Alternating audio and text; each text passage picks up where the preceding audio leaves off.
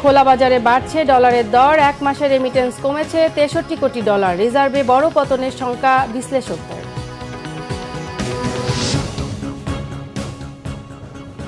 দেখছিলেন সংবাদ শিরোনাম, এবারে বিস্তারিত।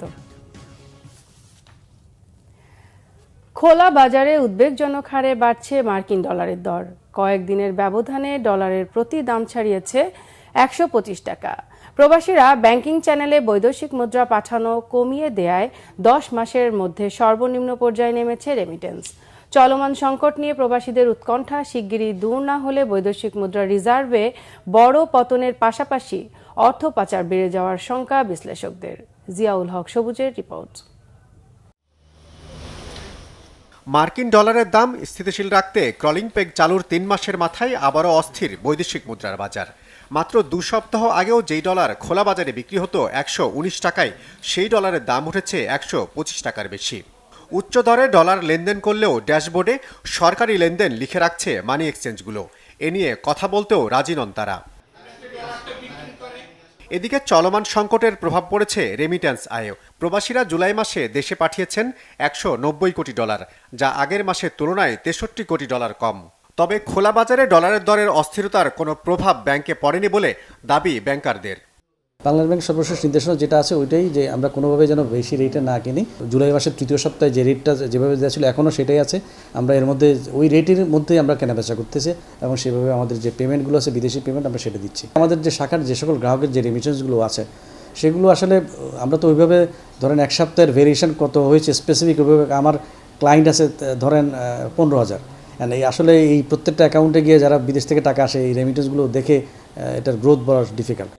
অর্থনীতি বিশ্লেষকরা জানিয়েছেন, দেশের চলমান সংকটে প্রবাসীদের উদ্বেগের প্রভাব পড়েছে প্রবাসী আয়ে। বেশ কিছুদিন ইন্টারনেট বন্ধ ছিল, দেশে কারফিউ চলছিল।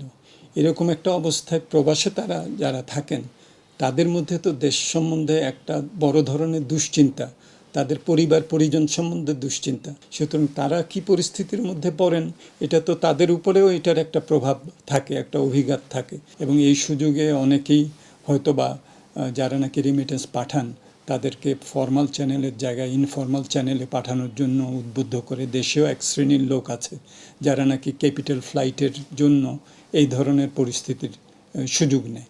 সংকটের সন্তোষজনক সমাধান না হলে রপ্তানি ও রেমিট্যান্স আরও কমে যাওয়ার শঙ্কা অর্থনীতিবিদদের। আমরা কার্ব মার্কেটেও দেখছি যে সেখানেও এটার একটা প্রভাব হয়েছে। ১২০ থেকে ১২৩-১৪ চলে গেছে ডলার প্রতি।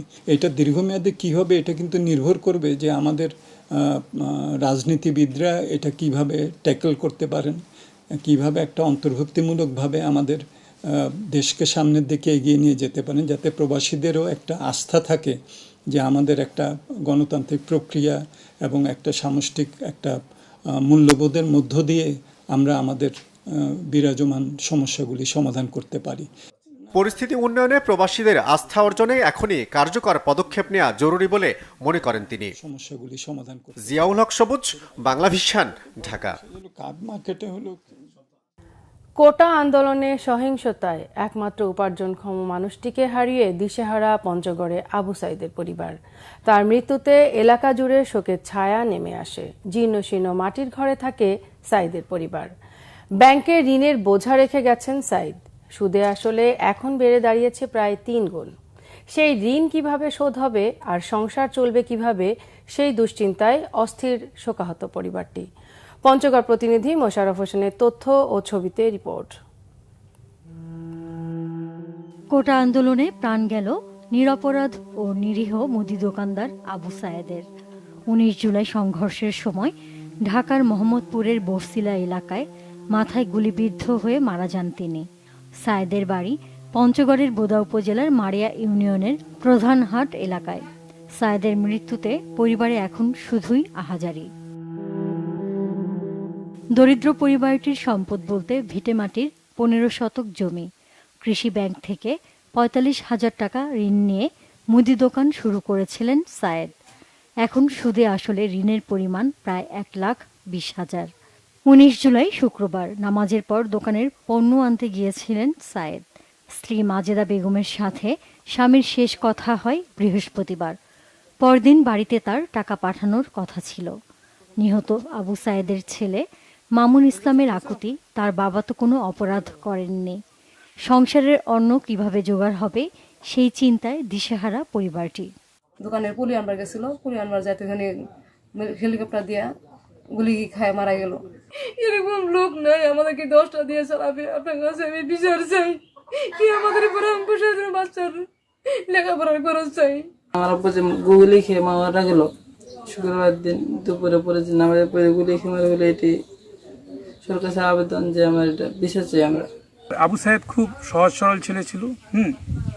সে কারোর সঙ্গে ঝগড়াঝাটি বা কোনো দলের সঙ্গে সে সম্পৃক্ত না। স্থানীয় জনপ্রতিনিধি বলেন, আবু সায়েদ সংসারের সব খরচ চালাতেন। সে অত্যন্ত দরিদ্র ও খুব ভালো মানুষ ছিলেন বলেও জানান তিনি।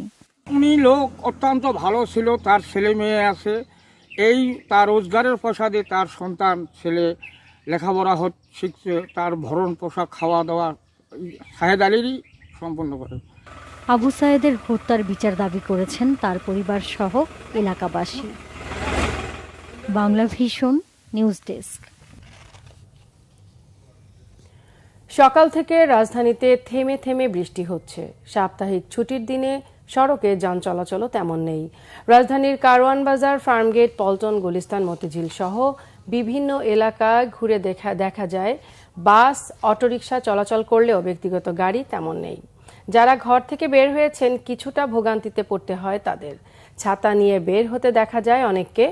বৃষ্টিতে বিপাকে পড়েন রিকশা ও পাঠাও চালকরা। আবহাওয়া অফিস জানিয়েছেন মৌসুমী বায়ুর প্রভাবে এই বৃষ্টিপাত শুরু হয়েছে। এদিকে কারফিউ শিথিল থাকলেও গুরুত্বপূর্ণ সড়কগুলোতে সেনাবাহিনীর টহল অব্যাহত রয়েছে। পাশাপাশি আইন শৃঙ্খলা রক্ষায় মোতায়েন রয়েছে পুলিশ, বিজিবিও।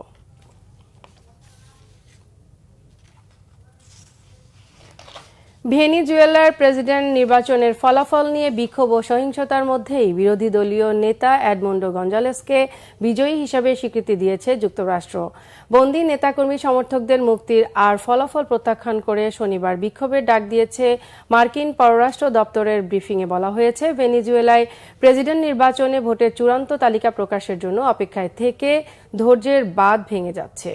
সামাজিক মাধ্যমে মার্কিন পররাষ্ট্রমন্ত্রী অ্যান্টনি ব্লিনকেন দাবি করেন, জনগণের বিপুল জনসমর্থন বিরোধী নেতা এডমন্ডোর পক্ষে গেছে।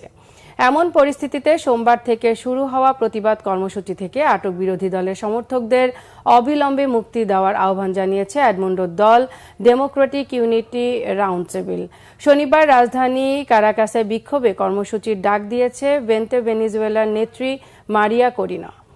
রাজনৈতিক অচলাবস্থা আর সহিংসতা থামাতে অবিলম্বে ভোটের পূর্ণ তালিকা প্রকাশের আহ্বান জানিয়েছে ব্রাজিল, মেক্সিকো ও কলম্বিয়া। এদিকে শর্ত সাপেক্ষে সংলাপের প্রস্তাব দিয়েছেন ভেনিজুয়েলার প্রেসিডেন্ট নিকোলাস মাদুরো। বলেছেন, দেশের সার্বভৌমত্বের প্রতি সম্মান রেখে যুক্তরাষ্ট্র হুমকি দেওয়া বন্ধ করলে সংলাপে বসবেন তিনি। গত রবিবারের ভোটে মাদুরোকে তৃতীয় মেয়াদে বিজয়ী ঘোষণা করেছে নির্বাচন কমিশন। এই ছিল এখনকার মতো। পরের সংবাদ দুপুর 2টায়, এর আগে 1টায় রয়েছে নিউজ টপ 10 দেখার আমন্ত্রণ রইল। এছাড়া বাংলা ভিশন সংবাদ ও সংবাদ সংশ্লিষ্ট অনুষ্ঠান দেখতে ভিজিট করুন www.bbnews24.com ও facebook.com/banglavisionnews এবং সাবস্ক্রাইব করুন youtube.com/banglavisionnews। এতক্ষণ সাথে থাকার জন্য ধন্যবাদ সবাইকে।